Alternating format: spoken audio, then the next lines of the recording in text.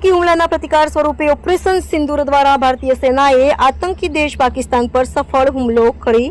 વિશ્વને ભારતની શક્તિનો પરિચય કરાવ્યો। આ બહાદુરી ભર્યા કાર્ય અને નેતૃત્વના સન્માનમાં તેમજ શહીદોને શ્રદ્ધાંજલિ અર્પણ કરવા ઉજ્જૈન ખાતે તિરંગા યાત્રાનું આયોજન કરવામાં આવ્યું। તાપી જિલ્લા માજી સૈનિક સંગઠનના યુનિયન લીડર ચંદ્રકાંતભાઈ ચૌધરી તથા ઉજ્જૈન પોલીસ સ્ટાફગણ 172, નિઝર વિધાનસભાના ધારાસભ્ય શ્રી ડોક્ટર જયરામ ગામિતજી,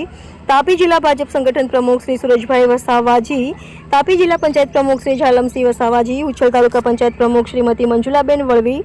ઉચ્છલ તાલુકા વિકાસ અધિકારી શ્રી, ઉચ્છલ તાલુકા મામલતદાર શ્રી, ઉચ્છલ તાલુકા ભાજપ સંગઠન પ્રમુખ શ્રી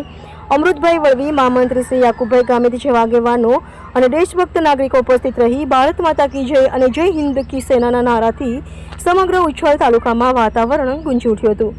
AB48 ન્યૂઝ ગુજરાત સાથે રિપોર્ટર હંસરાજ પાડવી, તાપી।